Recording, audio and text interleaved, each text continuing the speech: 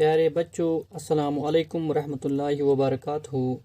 میں آپ کو استاد جاوید احمد، اسکول جیمس ہنجی شاٹ، زون لنگیٹ، ڈسٹرکٹ کپوارہ۔ بچوں، آج کا ہمارا سبق جو ہے وہ ایک نظم کی صورت میں ہے اور جس کا عنوان نعت ہے۔ بچوں، نعت کس سے کہتے ہیں؟ کس نظم کو نعت کہتے ہیں؟ وہ نظم جس میں حضرت محمد صلی اللہ علیہ وسلم کی تعریف کی گئی ہو بچوں، اس نظم کو ہم نعت کہتے ہیں۔ یعنی جس میں رسول پاک صلی اللہ علیہ وسلم کے صفات بیان کیے گئے ہوں، اس نظم کو نعت کہتے ہیں۔ اور دوسری ایک قسم کی نظم ہوتی ہیں جسے ہم حمد کہتے ہو، جس میں اللہ تعالیٰ کے صفات بیان کیے گئے ہوں، اللہ تعالیٰ کی رحمتیں بیان کی گئی ہوں، اس نظم کو ہم، یا جس نظم میں اللہ تعالیٰ کی تعریف کی گئی ہو، اسے ہم بچوں حمد کہتے ہیں۔ اور آج ہمارا موضوع جو ہے وہ ہے نعت، یعنی جس میں حضرت محمد صلی اللہ علیہ وسلم کی صفات، تعریفیں بیان کی گئی ہوں۔ اور حضرت محمد صلی اللہ علیہ وسلم جیسے بچوں آپ جانتے ہیں ہمارے آخری نبی صلی اللہ علیہ وسلم تھے، یعنی اللہ تعالیٰ کے بھیجے ہوئے آخری پیغمبر تھے اور ہم ان کے امتی ہیں۔ سلام اس پر کہ جس نے بے کسوں کی دستگیری کی، سلام اس پر کہ جس نے بادشاہی میں فقیری کی۔ بچوں، اس نعت کے لکھنے والے جو ہے ماہر القادری، یعنی جو شاعر، جس شاعر نے یہ نعت لکھی ہے، ان کا نام ہے ماہر القادری۔ وہ کہتے ہیں کہ سلام اس پر، درود اس پر، اس نبی پر جس نے بے کسوں کی دستگیری کی۔ بے کس ہو گئے وہ لوگ جو محتاج تھے، جن کا کوئی مددگار نہیں تھا، اور ان کی مدد کس نے کی؟ ان کا حامی کون تھا؟ ان کا دستگیر کون تھا؟ حضرت محمد صلی اللہ علیہ وسلم، جو ان کا سہارا بنا بے کسوں کا، جن کا کوئی نہیں تھا، جن کے عرب معاشرے میں جو غریب طبقہ لوگ تھے، جو بڑے بڑے لوگ تھے، رئیس تھے، ان کے سامنے ان کی زندگی جو تھی اس کی کوئی اہمیت نہیں تھی۔ لیکن جب ہمارے پیغمبر حضرت محمد صلی اللہ علیہ وسلم اس دنیا میں آئے اور اسلام کی دعوت دی، انہوں نے ان بے کسوں کی دستگیری کی۔ اور شاعر کہتے ہیں ان پہ لاکھوں سلام، ان پہ لاکھوں درود، جنہوں نے محتاجوں، بے کسوں کی دستگیری کی، یعنی مدد کی۔ سلام اس پر کہ جس نے بادشاہی میں فقیری کی۔ خود اگر چاہتے تو عیش و عشرت کی زندگی بسر کرتے، بادشاہی زندگی بسر کرتے، لیکن انہوں نے بادشاہی زندگی کے بدلے میں فقیری، یعنی عام سادہ زندگی جو ہے اس کو ترجیح دی۔ فقیر کی زندگی بسر کی، یعنی عام انسان کی طرح زندگی گزاری، عیش و عشرت کو چھوڑ چھاڑ کر ایک عام سادہ زندگی جو ہے وہ گزاری۔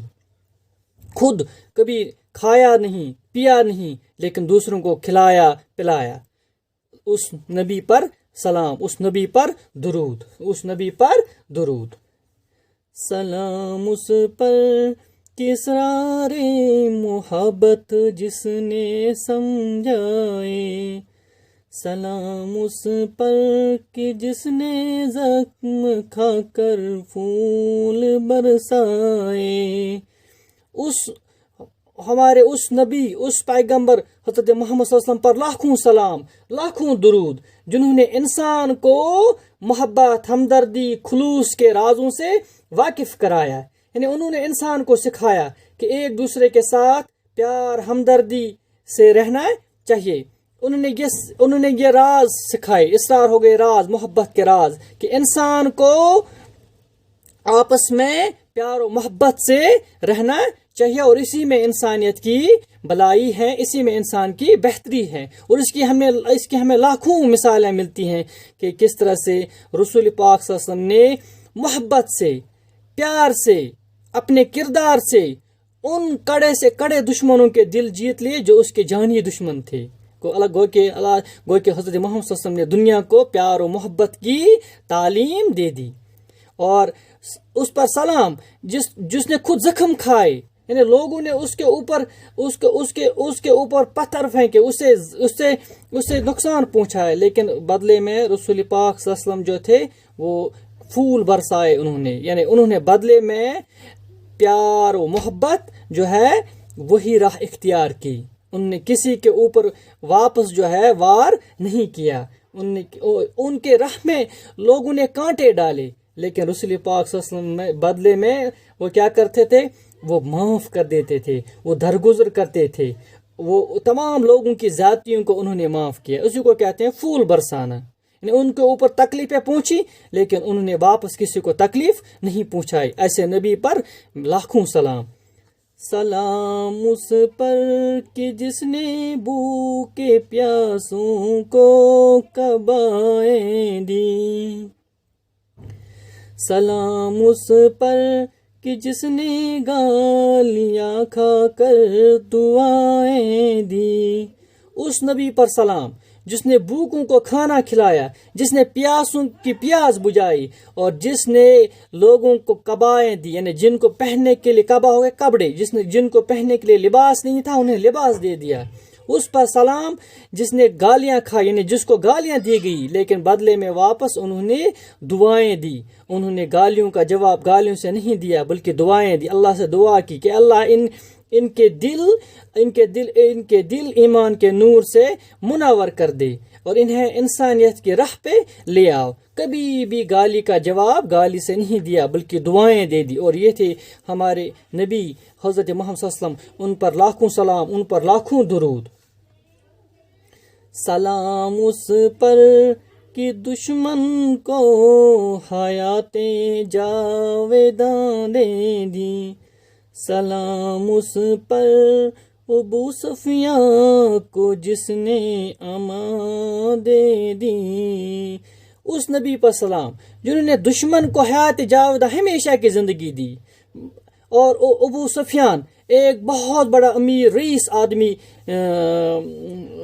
مکہ کا، جنہوں نے حضور پاک صلی اللہ علیہ وسلم کو زبردست تکلیفیں دی، زبردست نقصان پہنچایا، اور جب فتح مکہ ہوا تو آپ صلی اللہ علیہ وسلم نے تمام لوگوں کو حیات جاویداں دی، کیونکہ وہ انتظار میں تھے کہ اب حضرت محمد صلی اللہ علیہ وسلم بدلہ لے گا، ہمارے لیے موت کا فرمان ہوگا، لیکن رسول اللہ نے انہیں حیات جاویداں دے دی، معاف کر دیا، ہمیشہ کے لیے زندگی دے دی، اور ابو سفیان کو بھی معاف کر دیا، ابو سفیان کو بھی امان دی، اس کی بھی حفاظت کا اعلان ہو گیا، اور وہ ابو سفیان جنہوں نے ہمیشہ آپ صلی اللہ علیہ وسلم کو ستایا تھا، بہت بڑے دشمنوں میں شمار ہوتے تھے ابو سفیان۔ فتح مکہ کے بعد رسول اللہ نے جب عام معافی کا اعلان کیا تو ابو سفیان اور ان کے تمام خاندان نے پھر اسلام قبول کر لیا، لیکن اس سے پہلے بہت تکلیفیں انہوں نے رسول پاک صلی اللہ علیہ وسلم کو دے دی۔ اب دیکھیے کتنی عظیم ہستی، عظیم شخصیت ہمارے نبی صلی اللہ علیہ وسلم تھے۔